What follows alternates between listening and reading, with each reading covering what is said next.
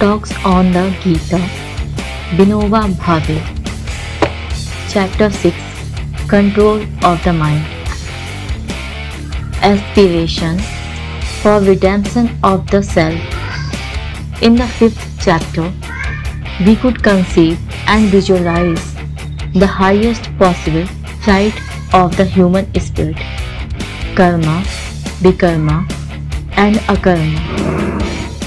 Together complete the sadhana. Karma is gross in nature. There should be full cooperation from the mind in the work done in the pursuit of Swadharma. Vikarma is the work done to educate the mind for this purpose. It is a special kind of karma, a sort of subtle karma. Karma and vikarma both are necessary. While doing them, ground is prepared for akarma. We have seen in the last chapter that karma and sannyas become one in the state of akarma. It has been restated at the beginning of this chapter that karma yoga and sannyas, although their standpoints appear different, are one and the same.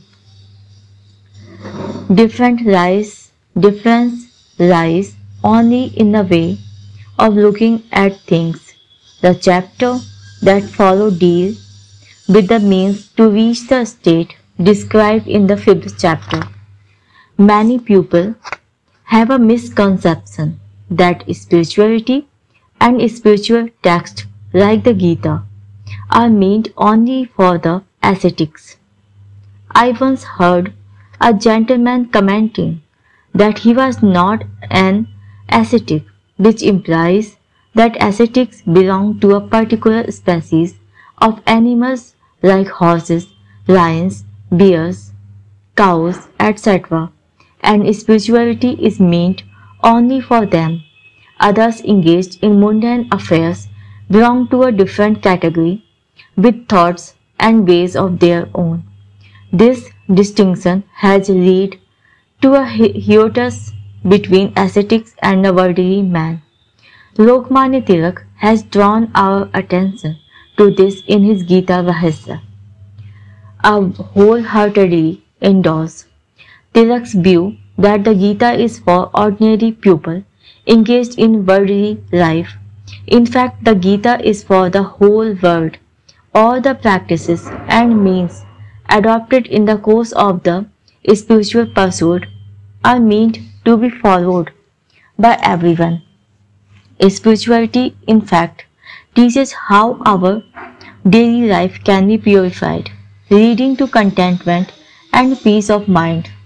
The Gita is meant to teach us how worldly life can be purified. At whatever level you may be engaged in the world of practice affairs, the Gita comes to you, but it does not want you to remain there. Holding your hand, it will take you to the ultimate destination, self-realization. There is a famous saying that if the mountain will not come to the Muhammad, Muhammad must go to the mountain. Muhammad is anxious to see that his message reaches even an inert mountain.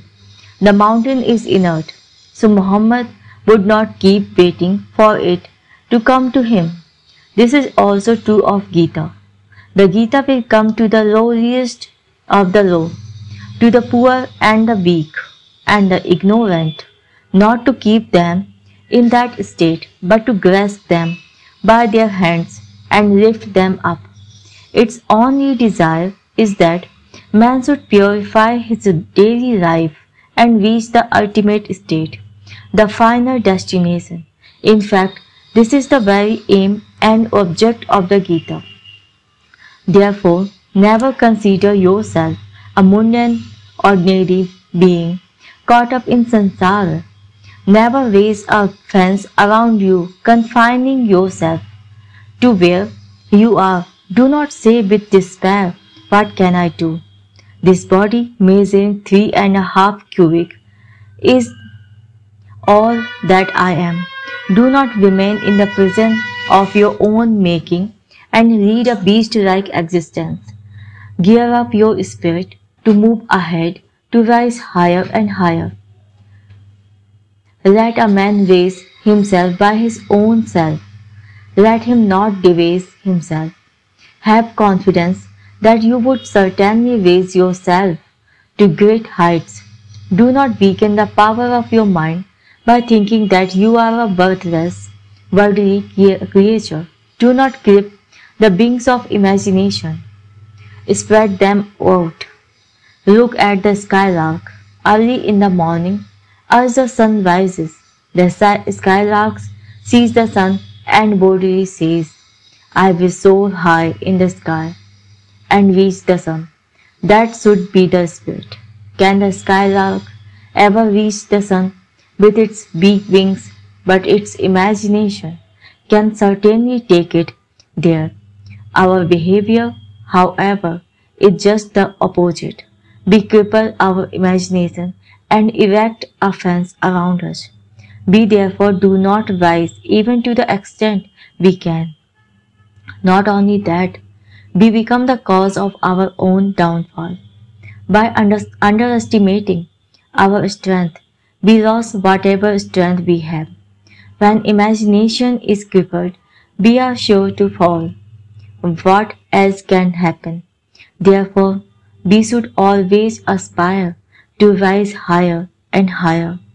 It is aspiration that ensures man's progress in life. Do not therefore throttle it. Do not whine. One should never leave the beaten track of worldly life and wander here and there.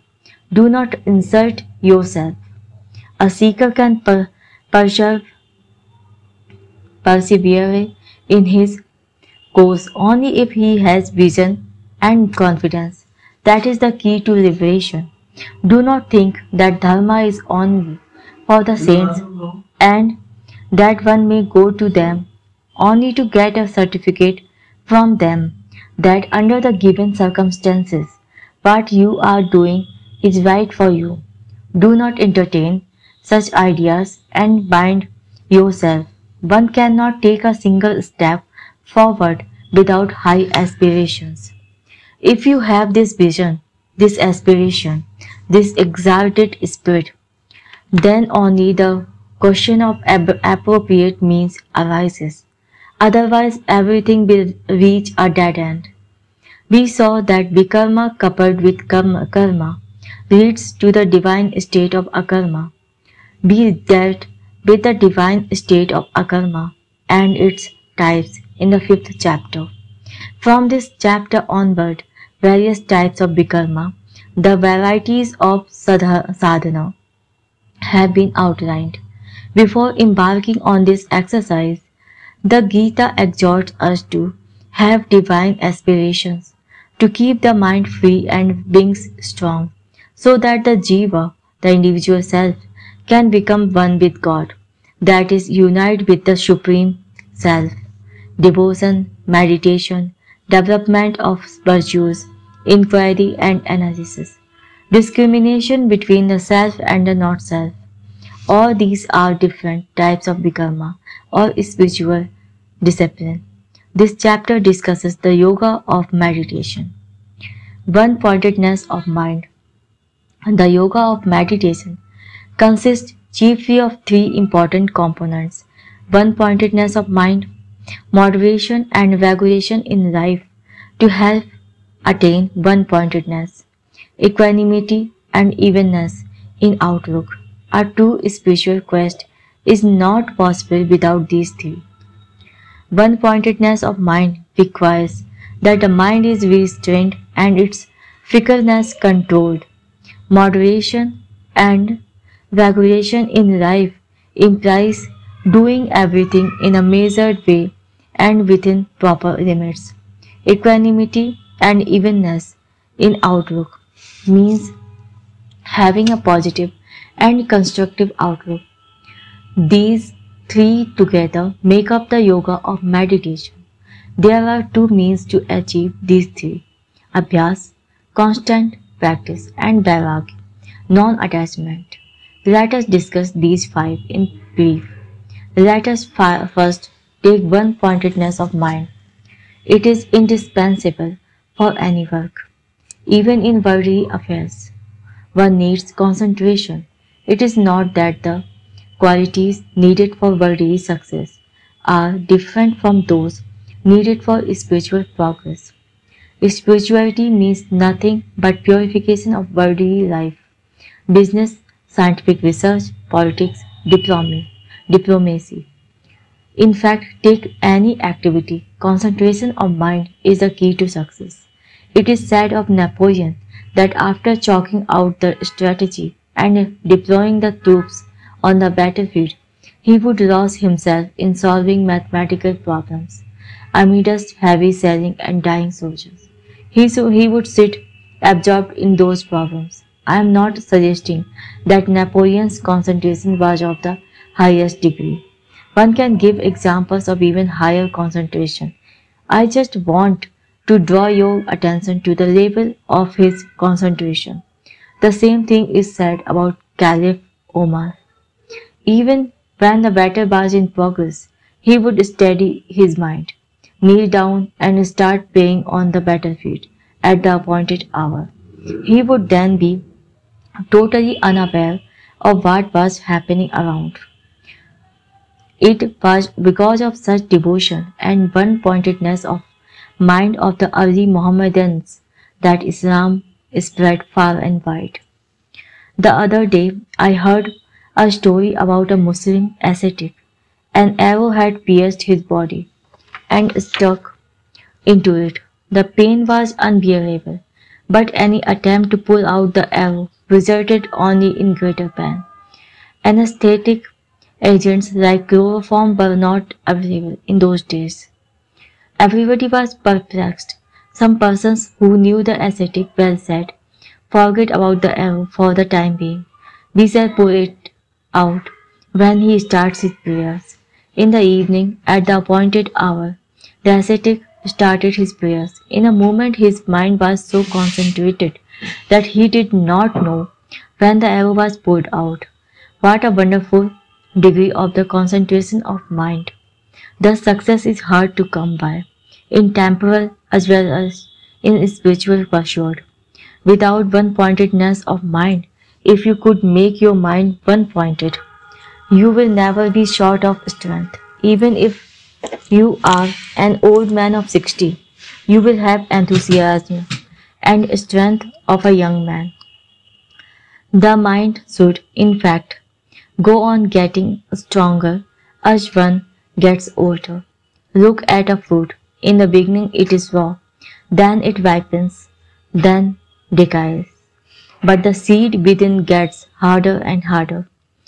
The cell deteriorates and falls off. But that is not the essential part of the fruit. Its essential part is the seed. Similarly, memory should grow stronger and intellect should become sharper and more radiant as one ages. But this does not happen. People complain of failing memory and attribute the cause to their old age. But knowledge, wisdom, memory as like one's own seed, one's essential part, even as the body grows older and becomes infirm. The soul should become stronger. One-pointedness of mind is necessary for this purpose. How to attain one-pointedness of mind, but how to attain it? What should be done for it? The Lord says, one should fix the mind in the self and think of nothing else. Na kinchadapi chintayet. But how to do this? To still the mind is extremely important. Concentration will always elude us if we do not forcefully stop the revolving wheels of thought. The outer wheel may perhaps be stopped somehow.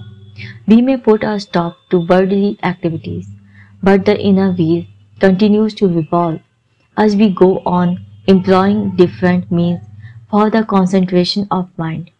The inner wheel revolves all the faster. You may sit in this or that posture and fix your gaze. By itself, it will not achieve concentration of the mind. The important thing is that one must be able to stop the inner wheel. The mind is crowded with the thoughts of limitless sansar, affairs and happenings in the outside world. Concentration of the mind is impossible until all those thoughts are put out. We dissipate the self's boundless potential power of knowing in brooding over worldly trifles.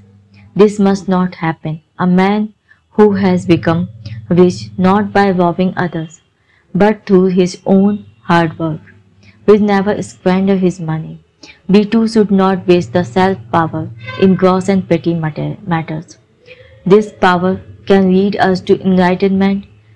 It is our priceless treasure, but look how we waste this power. If we find at the dining table that there is not enough salt in the vegetable, we grumble and complain about it. Is it that important? This is misuse of our faculty of cognition. The children are taught within the four walls of the classroom. Thank you very much for